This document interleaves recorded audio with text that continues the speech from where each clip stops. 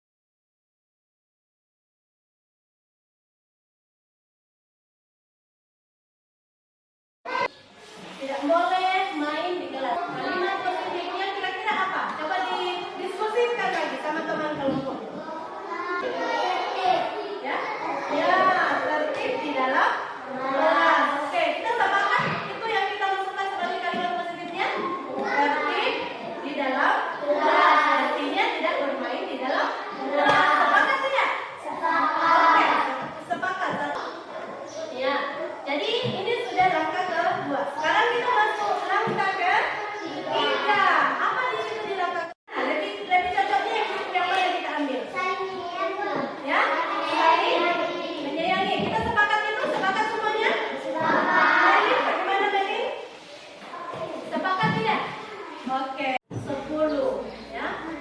Nilai-nilai kebajikan ada 10. Selanjutnya kita mau buat dalam bentuk T. Ada di situ tampak seperti apa dan tidak tampak seperti apa. Ya, jadi ini tadi ketertiban. Ya, tampak seperti apa? Kalau orang tertib berarti kita tampak seperti apa? Yang tidak tampaknya berarti tampak tidak tampak seperti yang kita sudah sebut tadi. Ya, bermain di kelas. Atau ada yang bermain di kelas itu tidak boleh tampak seperti itu. Ya toh? Jalan-jalan di kelas tadi ada yang sebut tidak makan di kelas. Ya, makan di kelas karena ini tidak tampak. Yang tidak boleh tampak, tidak boleh makan di kelas. Yang tampaknya kira-kira apa? Kira-kira tampak seperti apa?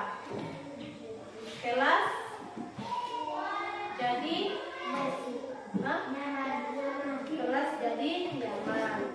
Kelas jadi nyaman mengikuti pelajaran dengan cukup ya. Oke, jadi ini tadi di nilai yang pertama ketertiban.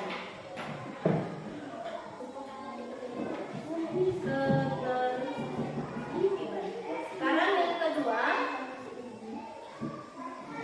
nilai apa lagi yang kedua? Mengasihi dan menyayangi. Saling mengasihi dan menyayangi. Saling mengasihi dan menyayangi tampak seperti apa? Apa yang tampak ketika kita saling mengasihi, saling menyayangi? Apa yang tampak di situ? Yang tidak tampaknya dulu mungkin. Nah, coba kita lihat yang tidak tampaknya dulu. Kalau tidak saling mengasihi dan saling menyayangi, apa yang terjadi? Berkelahi tadi, toh? Berkelahi. Apalagi? Saling mengejek. Ya toh? Saling mengejek. Apalagi? Saling membenci, ya betul. Ya toh? Iya. Membenci teman. Membenci. Mengejek juga teman. Ya, mengejek teman. Ya, iya, saling mengejek itu namanya. Atau saling bebobek. Iya, dan saling membenci toh. Bobek-bobek toh. Iya, membenci. Apa lagi? Ya, itu tidak boleh tampak di kelas kita. Seperti itu ya. Jadi yang tidak boleh tampak di kelas kita adalah berkelahi, saling mengejek, saling membenci teman. Ya toh? Yang harus tampak adalah apa kira-kira? Yang harus tampak adalah apa? Yang harus tampak adalah saling menyayangi, ya. Saling, ya. Memaafkan, ya. Ya.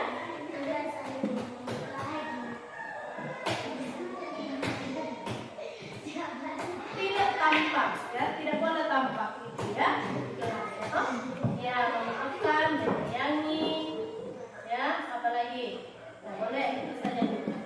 Kemudian yang berikut tanggung jawab. Ya, ketika ada tanggung jawab, kira-kira apa yang akan terjadi? Ya, tidak tampak seperti apa dan tampak seperti apa? Kalau ada rasa tanggung jawab berarti tadi itu tanggung jawab mematuhi peraturan kelas. Yang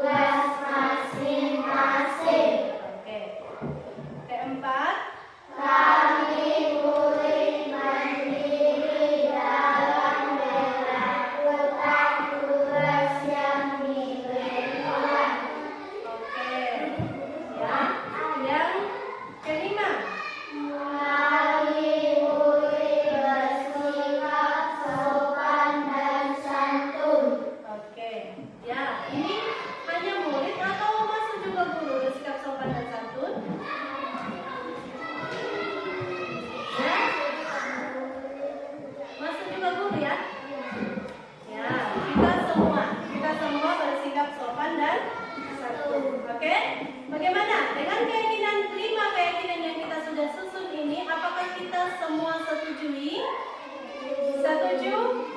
Setuju semua? Oke. Jadi ketika kita sudah setujui bersama, maka sebentar kita akan melakukan tanda tangan. Artinya kita menyepakati.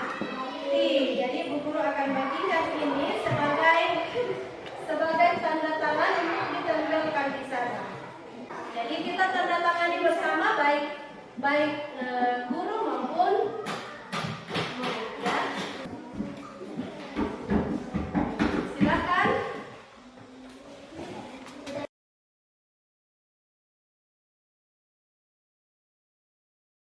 Ya, setelah itu kita tempelkan di sana di kelas kelas yang sudah ada.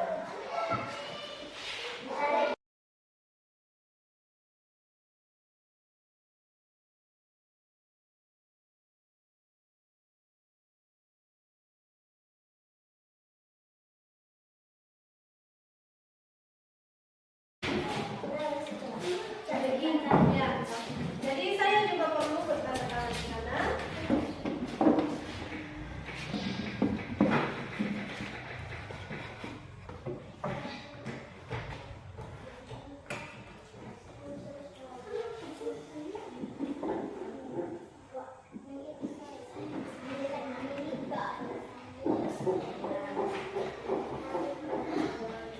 Jadi saya juga bertanda tangan di sini. Kita sama-sama bertanda tangan, ya. Oke. Jadi keyakinan kelas ini harus kita ingat bersama karena ini akan menjadi tuntunan kita untuk selalu kita jalankan di kelas kita. Bagaimana perasaan kalian? Senang? Senang membentuk keyakinan kita bersama? Kenapa bisa senang? Karena aturan yang kita buat, kita sendiri yang susun, kita sendiri yang akan laksanakan. Jadi tepuk tangan untuk kita semua. Terima kasih sudah boleh menyusun keyakinan kelas bersama, dan keyakinan kelas kita ini dimohon untuk selalu diingat. Demikian kita sudah membuat keyakinan kelas. Karena itu, guru ucapkan terima kasih atas kesiapan kita semua untuk melakukan kegiatan ini. Terima kasih. Sekarang boleh keluar untuk istirahat.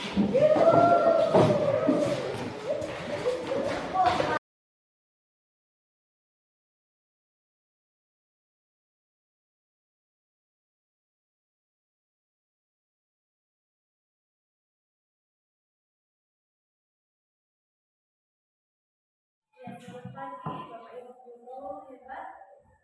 Salam sejahtera untuk kita semua. Jadi saya ucapkan terima kasih atas kehadiran kita semua. Pada kesempatan ini izinkan saya untuk berbagi pemahaman tentang modul yang kami sudah pelajari beberapa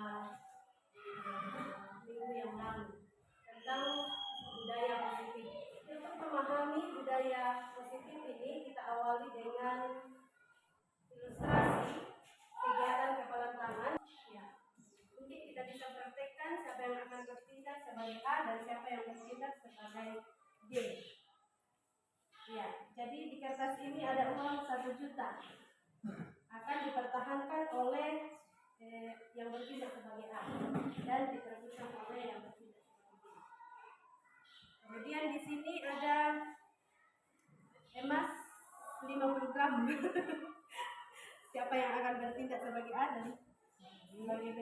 Ya, silakan dipraktekkan Bapak Ibu. Silakan memperebutkan. Yang B memperebutkan, boleh membujuk, merayu, ataupun menyuap boleh. Harus ya, kalimat dong. Oh, belum ya? Ya, silakan. Kalau dia memaksa ini Terserah mereka, terserah si B mau memaksa menyuap caranya sendiri. makanya begitu. Bahaya memaksa. Jangan jiwa. Beda ya. Ya, boleh bergantian. Saya ganti dengan HP. Oh, jangan gampang. Iya, iya. Kamu sebagai ibu. Oh ya, gantian. Gantian. Kamu ini ada apa ya? Ini ada emas 50 gram. Tolong dong dibagi. Coba Dibagi ya. Saya udah beli banyak. Kamu juga udah beli 5 gram. Boleh tidak? ya boleh. Ya boleh. Oke. Makasih ya. Bagi dua. Bagi dua. Bagi dua boleh. Oke, terima kasih. Ya. Tepuk tangan dulu. Banyak sekali yang telah kita kerjakan. Ya. Jadi di sini ada pertanyaan apa yang terjadi? Ya mungkin ada yang bisa menyampaikan apa tadi yang terjadi dari kegiatan ilustrasi ini. Kalau kami di sini tidak ada kerjasama. Karena kita yang ini kami berdua. Iya, jadi dengan mudahnya memberi. Iya. Yang B, boleh menyampaikan yang B tadi bagaimana upayanya? Ya. Saya mau ambil dengan sifat tapi ternyata tidak bisa juga. Terima kasih. Iya. Jadi masing-masing kita sudah melihat kegiatan yang kita lakukan tadi. Di sini ada perubahan paradigma menurut teori kontrol atau teori pilihan. Ini disampaikan oleh Dr. William Glasser. Dr. William Glasser itu menjelaskan bahwa ilusi kontrol atau selama ini yang kita percaya tentang kontrol, ilusi berarti tidak benar adanya. Nah, dari ilustrasi tadi kita sebagai A tadi bagaimana mempertahankan apa yang menjadi sesuatu yang kita yakini. Tidak semudah kita memberikan kepada teman kita, karena kita yakin kita ingin mempertahankannya. Ada berbagai tujuan yang kita inginkan untuk mempertahankan itu. Nah, karena itu sama juga dengan B, dia sebagai pembujuk, sebagai perayu yang sebenarnya yang memegang kendali atau yang memegang kontrol sebenarnya Bapak Ibu, kira-kira siapa? Iya. Jadi sebenarnya yang dijelaskan di sini Dr. William Glasser bahwa kita tidak bisa mengontrol siapapun selain hanya diri kita sendiri. Jadi seperti tadi, walaupun ada bujukan, tapi kita juga memberi, itu bukan karena kita dikontrol dari yang membujuk, tetapi kita membiarkan diri kita dikontrol oleh orang lain. Sama juga dengan murid. Jadi ilusi bahwa guru itu mengontrol murid itu tidak benar. Jadi kita sebenarnya tidak bisa mengontrol murid. Maksudnya kita tidak bisa memberikan apa yang kita inginkan untuk dilakukan oleh murid. Itu namanya mengontrol murid. Jadi itu ilusi. Kedua, ilusi bahwa kritik dan membuat orang bersalah itu dapat menguatkan karakter. Nah, jadi ini juga ilusi bahwa ketika kita mengkritik atau ketika kita membujuk orang supaya dia merasa bersalah, akhirnya dia mengikuti keinginan kita, itu dan kita berharap itu akan menguatkan karakternya, itu juga tidak benar, itu salah, itu ilusi. Kemudian ilusi bahwa semua penguatan positif, efektif dan bermanfaat. Jadi ini tidak semuanya. Penguatan positif yang biasa kita lakukan, misalnya bagaimana caranya kita membuat anak-anak supaya dia disiplin, supaya dia mengikuti peraturan yang ada. Ya, jadi itu sebenarnya penguatan yang kita lakukan, kita sudah anggap positif. Ya, kita memberi saran, jadi kita anggap sudah merupakan penguatan positif, tetapi itu juga merupakan ilusi, tidak benar. Ya, kemudian ilusi bahwa orang dewasa memiliki hak untuk memaksa, sama dengan tadi ketika kita bertindak sebagai B, ya kita seakan-akan mau memaksa bagaimana kita supaya merebut apa yang ada di B tadi. Nah, jadi sama juga kita sebagai orang dewasa siapapun itu, mau murid atau anak kita atau orang lain, kita tidak memiliki hak untuk memaksa, karena itu juga tidak benar, itu ilusi. Jadi intinya bahwa Anda tidak bisa mengontrol orang lain, hanya Anda yang bisa mengontrol diri Anda. Jadi ini teori paradigma, teori kontrol atau teori pilihan dari Dr. William Glasser.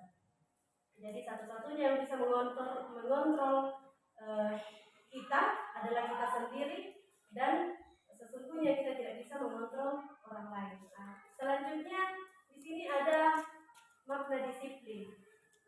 Ya, kalau ada pertanyaan Bapak Ibu, ketika kita berbicara disiplin, apa yang terbayang dalam pemikiran kita? Nah, kalau dikatakan disiplin atau kedisiplinan, kira-kira apa yang terbayang dalam pemikiran kita? Ada yang mau menyampaikan pendapat? Silakan. Ya, silakan. Saya disiplin itu adalah sesuatu yang harus kita lakukan, misalnya disiplin waktu, disiplin dalam bekerja. Jadi pemahaman saya itu disiplin itu sesuatu yang mau tidak mau harus dilakukan. Ya. Ya, berarti ada semacam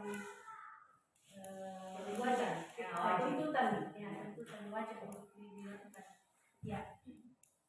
Jadi makna disiplin dari Diana Gosen seiring dengan pendapat Ki Hajar Dewantara, di mana Ki Hajar Dewantara menyatakan bahwa untuk mencapai kemerdekaan atau dalam konteks pendidikan kita saat ini, ya. Jadi menurut Ki Hajar Dewantara, kita itu mencapai kemerdekaan dalam konteks pendidikan ini, menciptakan murid yang merdeka itu syarat utamanya adalah harus disiplin. Bagaimana menanamkan disiplin itu? Harus disiplin itu dari dalam diri kita sendiri, dari dalam diri anak itu sendiri. Ya, jadi ketika seseorang tidak bisa disiplin, tidak dari dalam dirinya dia disiplin, maka orang lain akan mendisiplinkan dia.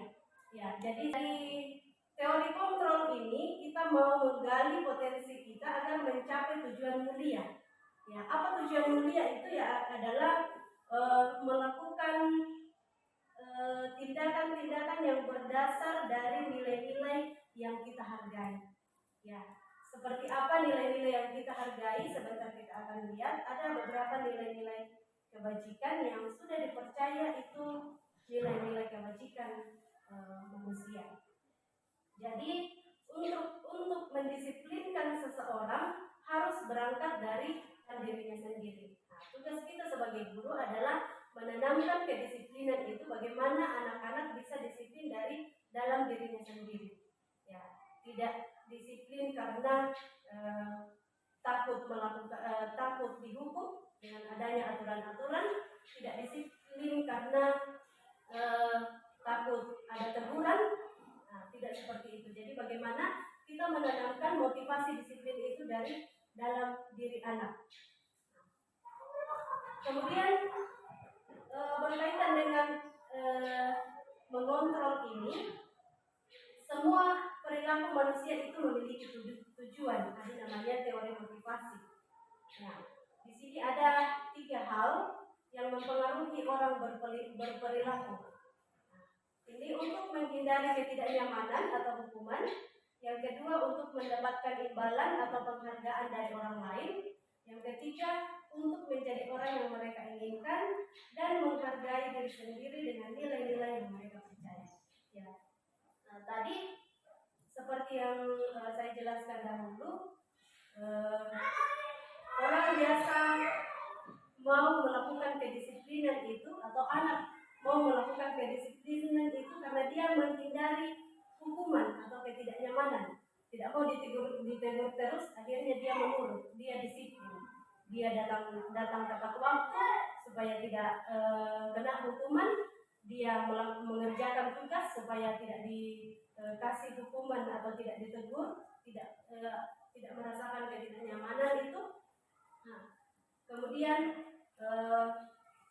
untuk mendapatkan imbalan atau penghargaan. Ternyata ini imbalan dan penghargaan adalah juga termasuk disiplin yang bersumber dari eksternal, eksternal. Kalau kita selalu memberikan anak-anak biasa di PK, setiap ada kegiatan yang dilakukan anak-anak dikasih bintang, dikasih penghargaan. Nah, itu sebenarnya melakukan kegiatan itu tidak bersumber dari dalam dirinya, tetapi dia bersumber dari luar karena mau mendapatkan penghargaan, karena mau mendapatkan imbalan ketika melakukan sesuatu. Jadi tidak berasal dari dalam dirinya. Nah, yang kita mau inginkan adalah bagaimana kita menumbuhkan motivasi intrinsik atau yang berasal dari dalam diri sendiri. Nah, jadi dari dua perilaku ini itu merupakan motivasi eksternal. Kemudian yang ketiga ini yang merupakan motivasi eksternal yang perlu kita tumbuhkan, yaitu untuk menjadi orang yang mereka inginkan dan menghargai diri sendiri dengan nilai-nilai yang mereka percaya. Nah, jadi ini yang seharusnya kita tumbuhkan pada anak, bagaimana supaya dia melakukan kedisiplinan itu tumbuh dari dalam dirinya karena dia menginginkan menghargai dirinya sendiri. Dia menghargai dirinya sendiri dengan nilai-nilai yang mereka percaya. Nah, nilai-nilai yang mereka percaya maksudnya nilai-nilai kebajikan universal, nilai-nilai kebajikan universal. Jadi ini dia nilai-nilai kebajikan universal itu ada di dalam sini. Ya, disiplin sebagai bentuk kontrol, yaitu belajar untuk kontrol diri agar dapat mencapai suatu tujuan mulia. Tujuan mulia di sini mengacu pada nilai-nilai atau prinsip-prinsip mulia yang dianut seseorang. Kita namakan nilai-nilai tersebut sebagai nilai-nilai kebajikan universal atau virtus. Jadi nilai-nilai kebajikan universal itu tercantum di dalam profil pelajar Pancasila. Ada 6 dimensi profil pelajar Pancasila. Mungkin kita sudah tahu. Kemudian yang kedua ada di IBO Primary Years Program, PYP sikap murid toleransi. Nah, di sini. Kemudian 9 pilar karakter di Indonesia Heritage Foundation.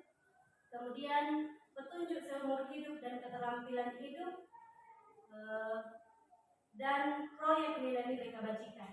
Ya, jadi nilai-nilai yang seharusnya kita tanamkan adalah ini: berkarakter, disiplin, santun, bertanggung jawab, dan tercakup di dalamnya semua nilai-nilai universal tadi. Ya, kemudian di sini ada hukuman, konsekuensi, dan restitusi. Ya. Jadi selama ini yang kita kenal, ketika ada peraturan yang tidak diindahkan oleh siswa, maka pasti ada namanya hukuman. Ya, jadi kita mau lihat apa itu hukuman, apa itu konsekuensi, dan apa itu restitusi. Ya, jadi hukuman itu bersifat tidak terencana atau tiba-tiba. Jadi tidak ada kesepakatan antara murid dan siswa. Jadi anak atau murid tidak tahu apa-apa yang akan terjadi. Itu namanya hukuman. Kemudian anak tidak dilibatkan. Jadi hukuman itu bersifat satu arah. Nah, hanya siswa. Jadi dari pihak guru yang memberikan hukuman. Dan murid hanya menerima suatu hukuman tanpa melalui suatu kesepakatan atau pengarahan dari pihak guru, baik sebelum atau sesudahnya. Jadi itu hukuman. Jadi ketika ada peraturan yang dilanggar, maka guru biasa bebas memberikan hukuman, nah, tanpa disetujui oleh siswa. Nah, itu namanya hukuman. Kemudian konsekuensi. Konsekuensi itu sebenarnya bebannya bagi anak tidak menyenangkan juga. Tetapi perbedaannya dengan hukuman adalah sudah ada persetujuan sebelumnya. Jadi kita membuat persetujuan sebelumnya dengan siswa, kita sepakati dahulu, kemudian bentuk-bentuk konsekuensinya itu sudah diketahui anak.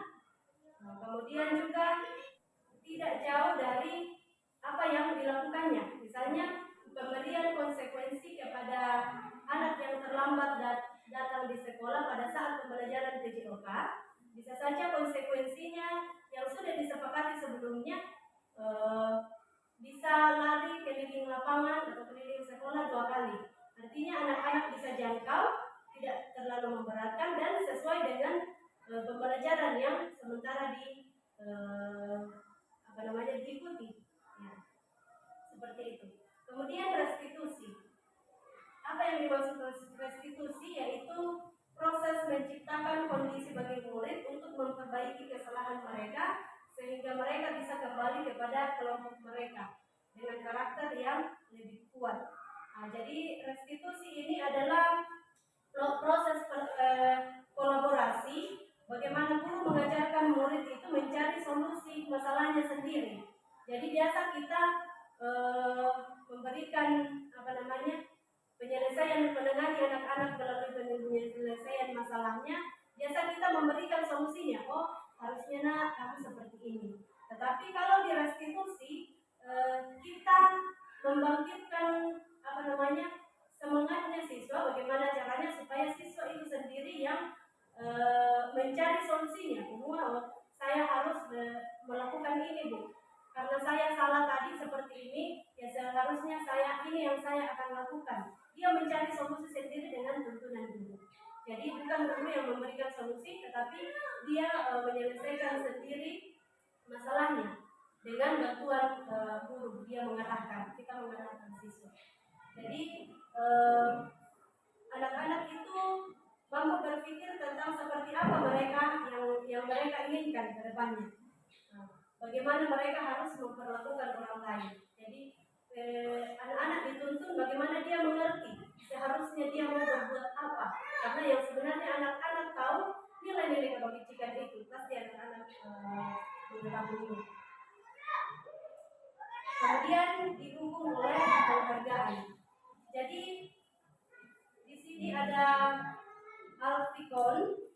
Dia mengatakan saat kita berulang kali menjanjikan hadiah kepada anak-anak agar berperilaku bertanggung jawab, atau kepada seorang murid agar mempelajari sesuatu yang baru, atau kepada seorang karyawan agar melakukan pekerjaan yang berkualitas, kita sedang berasumsi mereka tidak dapat melakukannya atau mereka tidak akan memilih untuk melakukannya. Nah, jadi ketika kita memberikan penghargaan atau hadiah kepada anak-anak, sesungguhnya kita mengajarkan anak itu untuk tidak bertanggung jawab. Karena pasti ketika kita menjanjikan hadiah itu, dia akan melakukan.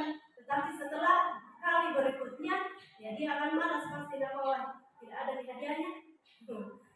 Akhirnya ya nilai-nilai kebajikan itu tidak berasal dari dalam dirinya. Dia tidak termotivasi melakukan kebaikan dari dalam dirinya, tetapi hanya termotivasi secara ekstrinsik karena dia hanya mengharapkan imbalan atau mengharapkan hadiah. Jadi dengan pemberian hadiah yang sesungguhnya di dalamnya bermakna menghukum murid. Jadi ada makna menghukum murid karena sesungguhnya anak-anak tidak merasa melakukan sesuatu yang baik. Maksudnya nilai yang mau dikejar untuk dilakukan itu tidak bermakna bagi anak. Jadi tidak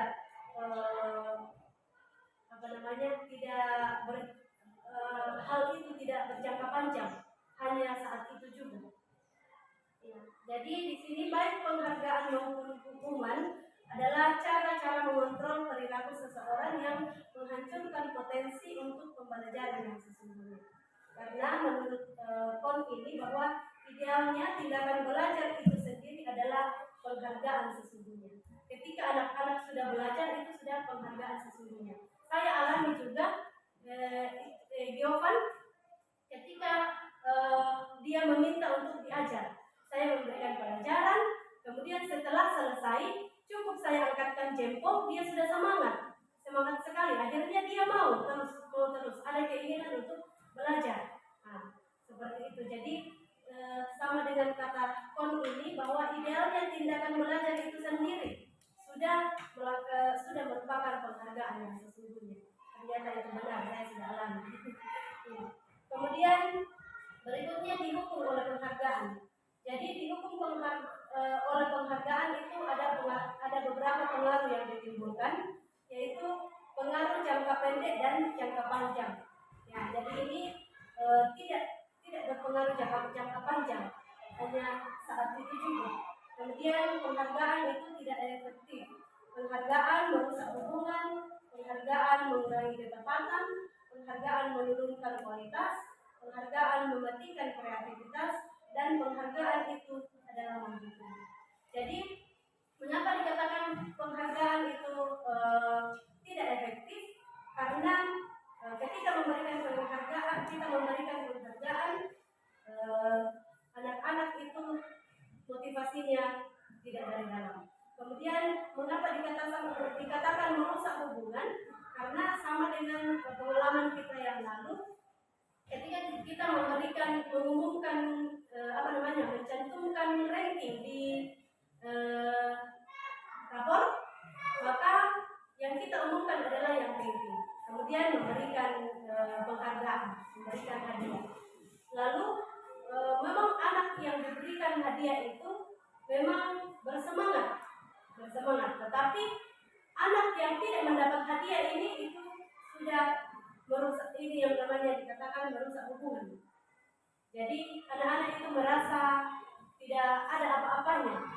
Dia merasakan akan begitu terus nih saya, tidak akan pernah saya, karena memang ini yang selalu juara adalah yang pintar, sedangkan saya memang kurang.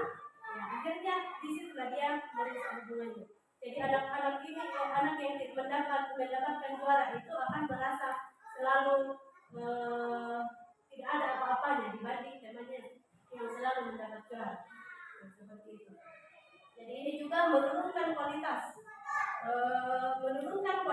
Karena sesungguhnya yang dikejar hanya penghargaan. Akhirnya kualitasnya kurang. Maksudnya tidak tidak maksimal. Karena yang motivasinya tidak dari dalam, sehingga dia berusaha mau juara karena bukan karena mau mengisi pemikirannya, bukan karena supaya meningkat pengetahuannya, tetapi karena mau mendapat hadiah. Ini juga mematikan kreativitas, kemudian dia bermakna menghukum. Kalau penghargaan ini kita menulis ini, kemudian bentuk program yang bisa dilakukan. Kalau kita tidak bisa lagi memberikan hadiah, jadi kita memberikan apresiasi saja yang bisa kita berikan. Jadi perlu diingat beberapa hal dalam memberikan apresiasi ini.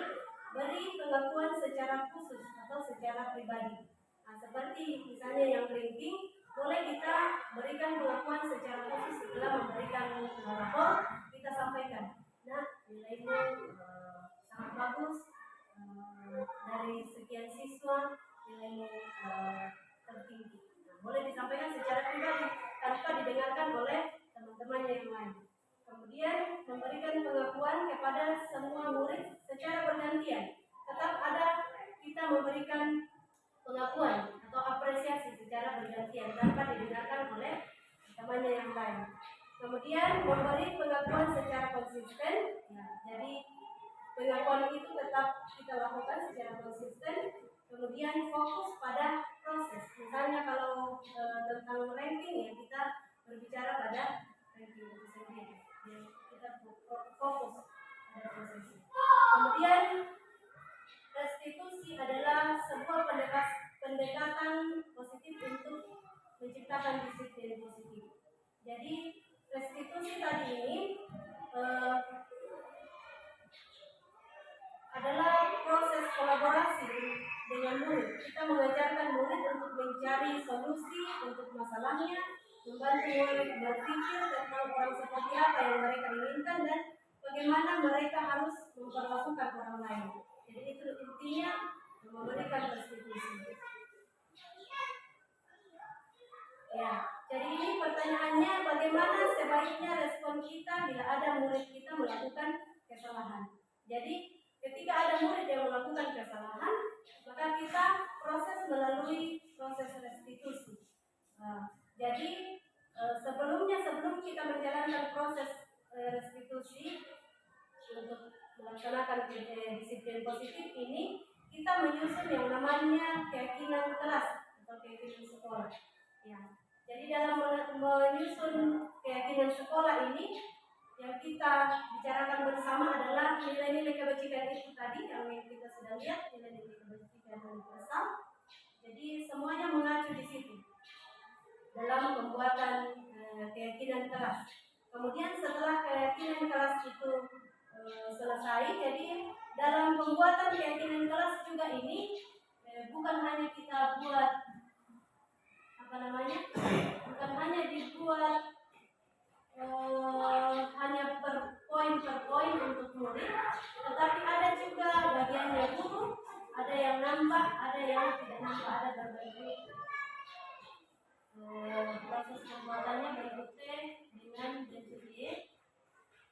Awalnya kita merubah peraturan itu menjadi nilai kebajikan. Ya. Setelah peraturan itu kita masukkan dalam nilai kebajikan, maka kita susun selanjutnya menjadi keyakinan kelas seperti ini. Setiap anggota kelas perlu belajar dan sebagainya. Kemudian setelah itu ada tampak seperti apa dan tidak tampak seperti apa. Misalnya di sini tampak datang tepat waktu itu tampak seperti dalam tepat waktu, kemudian tidak tampak seperti sering terlambat hadir. Seperti itu. Kemudian dalam hal formatnya tadi seperti itu, dan dalam hal perilakunya atau bekerja ini, tekun bekerja dan menyimak guru, tidak mendengarkan guru dan acuh tak acuh, ini tidak tampak. Kemudian ada diterima dan dimiliki. Nah, kemudian di sini bentuk Y, tabel bentuk Y itu ada terdengar, berperilaku dan terlihat. Di sini dari keyakinan kelas yang disusun itu dibuat seperti ini. Ada yang terdengar, misalnya di sini satu orang berbicara, yuk saya bantu kita bisa selesaikan ini bersama. Atau terima kasih, permisi, itu yang terdengar. Ini disampaikan oleh murid. Kemudian di sini terlihat berempati terhadap perasaan orang lain. Nanti kita susun bersama. Kemudian di sini juga ada setiap orang di kelas melakukan tugas itu yang terdengar dan tidak terdengar. Kemudian di sini juga dalam kesepakatan itu yang terakhir muncul seperti ini. Guru tugasnya apa? Murid tugasnya apa? Jadi karena ini adalah menyusun keyakinan kelas, ini adalah kolaborasi guru dan siswa. Jadi bukan hanya siswa saja, aturannya siswa, tetapi juga ada aturannya untuk guru. Nah, jangan sampai anak-anak bilang kita saja yang dibuatkan aturan, guru tidak ada. Coba, ya. Jadi ini ada tugasnya guru, ada tugasnya murid, supaya anak-anak juga lihat. Kemudian bagaimana kita apa tujuannya keyakinan kelas ini? Jadi tujuannya keyakinan kelas tadi adalah ketika kita melaksanakan restitusi itu, ya, ini restitusi, ya. Sebelum kita melaksanakan restitusi ini perlu kita tahu dalam melaksanakan restitusi itu kira-kira posisi apa yang kita perlu gunakan. Jadi di sini ada 5 posisi kontrol guru. Yang pertama itu sebagai penghukum. Jadi kalau sebagai penghukum, seorang penghukum bisa menggunakan hukuman fisik ataupun verbal. Jadi menghukum itu bisa fisik, bisa verbal. Dengan bernada suara yang keras saja itu sudah menghukum. Ya, bukan hanya mencambuk, tetapi verbal juga. Ya, bernada keras saja sudah menghukum. Apalagi kalau sudah melototi atau menghadiri kenaan, ya itu sudah menghukum. Ya, jadi sudah masuk menghukum. Kemudian yang kedua adalah membuat merasa bersalah. Membuat merasa bersalah pada posisi ini biasanya guru akan bersuara lebih lembut. Ya, bagaimana guru membuat anak itu supaya tersentuh hatinya, dia yang merasa bersalah. yang diinginkan oleh guru. Nah, kemudian posisi teman. Jadi guru dalam posisi ini tidak menyakiti murid, namun tetap berupaya mengontrol murid melalui persuasi. Jadi dia mengontrol murid, tetapi dia bersahabat dengan murid, tetapi merasakan ketika ada kesalahan murid, dia justru membantu, memberikan bantuan kepada murid. Jadi tidak mengajar bagaimana cara supaya murid itu memahami bahwa dia salah, tetapi dia hanya mengatakan dia tidak apa-apa nak, nanti guru yang perbaiki, seperti itu. Atau kalau misalnya dia terlambat, anak itu terlambat, dia tidak apa-apa, nanti saya yang bertanggung jawabkan sama sekolah. Jadi anak-anak tidak mengerti bagaimana memperbaiki kesalahan, tapi karena dia memposisikan dirinya sebagai teman. Ya, kemudian memantau. Jadi ini memantau berarti mengawasi. Pada saat kita mengawasi, kita bertanggung jawab atas perilaku orang-orang yang kita awasi. Jadi sebagai posisi memantau ini hanya memantau saja ketika dia salah, dia tegur, kamu salah lagi. Nah, kamu salah. Jadi keyakinan kelas ini yang kamu langgar. Tetapi tidak memberikan solusi bagaimana supaya murid ini menyelesaikan masalahnya sendiri. Kemudian posisi terakhir yaitu posisi manajer. Jadi posisi ini guru berbuat sesuatu bersama dengan murid. Jadi dia berbuat sesuatu bersama dengan murid. Kemudian membuat murid itu mempersilahkan murid mempertanggungjawabkan perilakunya, memberikan pemahaman kepada murid agar dia bertanggung jawab, mengerti akan kesalahannya, kemudian mendukung murid agar dapat menemukan solusi dan permasalahannya sendiri. Nah, biasa ketika orang lain melakukan kesalahan, ya seringkali kita langsung memaafkan saja, langsung misalnya ada hal yang diperbuat orang lain, ya langsung kita tidak apa-apa. Tapi kita tidak memberikan pemahaman bagaimana seharusnya dia bertanggung jawab akan perilakunya dan membimbing dia menemukan solusi dari permasalahannya. Jadi seharusnya dalam menjalankan proses restitusi tadi, kita seharusnya memposisikan diri sebagai manajer.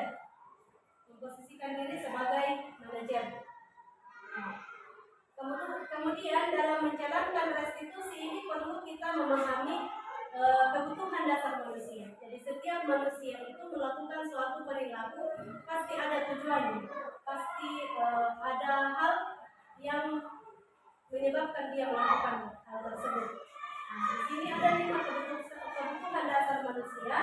Yang pertama kebutuhan bertahan hidup, yang kedua kasih sayang dan rasa diterima, kebutuhan untuk diterima. Yang ketiga penguasaan, kebutuhan pengakuan atas kemampuan.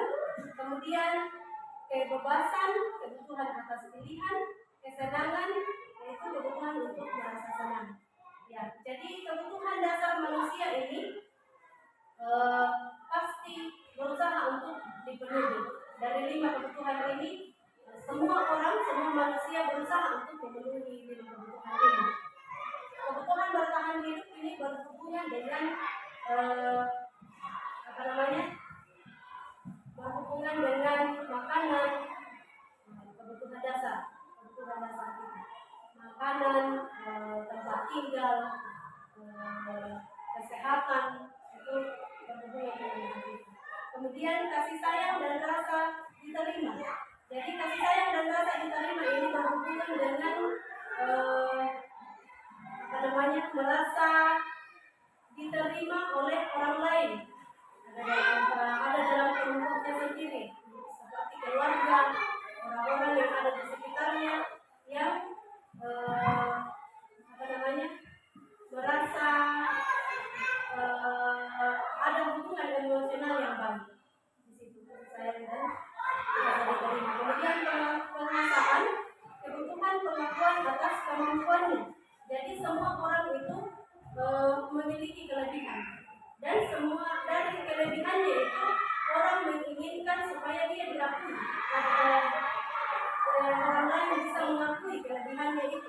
Nah, ini penguasaan. Misalnya seorang anak dia sebenarnya pintar dalam menyanyi.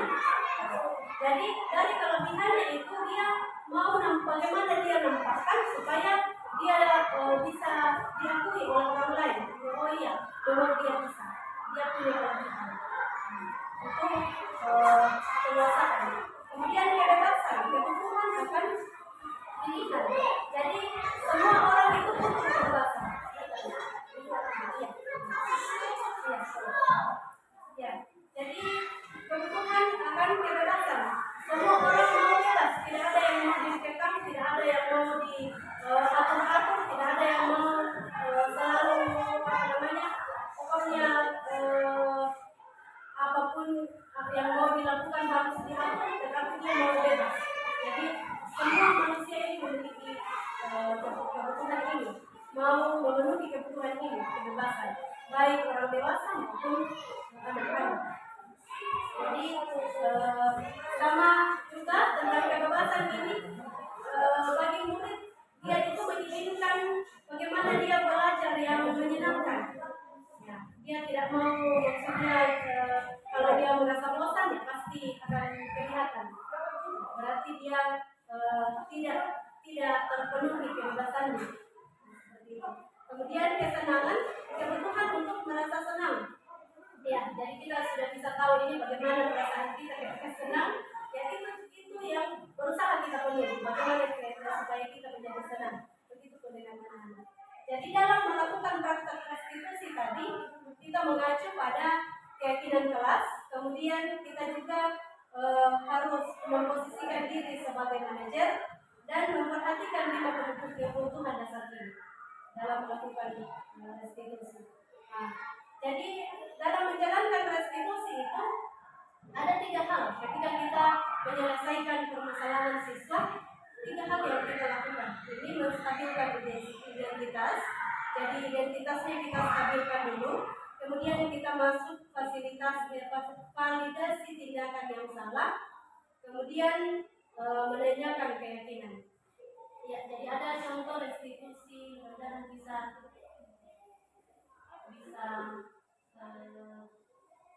putar di sini. Jadi ini saja yang saya jelaskan. Sebentar kita putar videonya. Restitusi segitiga yang kita jalankan itu menstabilkan identitas. Ketika anak-anak itu merasa memiliki masalah, jadi boleh kita panggil, kemudian kita melakukan restitusi itu. Hal pertama yang kita lakukan adalah menstabilkan identitas. Ya, jadi sikap kita sebagai posisi kontrol, kita menanyakan kira-kira tadi apa yang kamu lakukan. Ya, pasti siswa akan menjelaskan tadi saya begini Bu, saya misalnya datang terlambat, misalnya seperti itu. Kira-kira kenapa kamu datang terlambat? Jadi kita stabilkan dulu. Ketika dia sudah menyampaikan alasannya, maka di situ kita menstabilkan identitas. Oh, jadi kita sampaikan ya tidak apa-apa. Semua orang itu pernah berbuat salah. Nah, jadi Bu Guru juga pernah berbuat salah. Nah, namun kemudian kita masuk di sini validasi tindakan yang salah. Namun apakah kamu yakin atau apakah kamu tahu kalau perbuatan kamu tadi itu sudah melanggar keyakinan kelas kita? Ya, pasti dia sampaikan. Karena kan kita sudah menyusun keyakinan kelas bersama, pasti dia sampaikan, iya Bu, saya tadi sudah melanggar keyakinan kelas kita, datang tepat waktu misalnya. Nah, kita sampaikan kira-kira kamu sudah melanggar tadi, ini masih validasi tindakan. Ketika kamu melanggar keyakinan kelas itu, keyakinan apa yang seharusnya kamu lakukan? Misalnya dia bilang seharusnya saya bertanggung jawab untuk selalu datang tepat waktu. Harusnya saya bagaimana cara saya supaya datang tepat waktu. Karena kan kita sudah harus mengetahui lebih awal tentang ini kebutuhan dasarnya. kira-kira kenapa dia terlambat datang? Apakah karena mungkin ada keluarganya yang sakit? Jadi kita tidak langsung mencap bahwa terlambat OMI, tetapi kita perlu mengetahui kira-kira apa yang menyebabkan dia terlambat datang. Bisa jadi dia terlambat bangun karena ada sesuatu yang bekerja malam. Misalnya dia sakit kalau orang tuanya, dia menjaga orang tuanya, hal lain yang dia lakukan. Kemudian setelah itu kita setelah kita menanyakan keyakinan kelas, kita menyampaikan kira-kira solusi apa yang bisa kamu lakukan supaya kamu tidak terlambat tadi, tidak terlambat seperti tadi. Kayak misalnya dia terlambat karena lambat bangun. Jadi solusi apa supaya kamu bisa cepat bangun? Mungkin dia akan bisa menjawab sendiri. Mungkin saya kasih aktif alarm supaya saya cepat bangun. Jadi dia bisa menemukan sendiri solusinya. Dengan begitu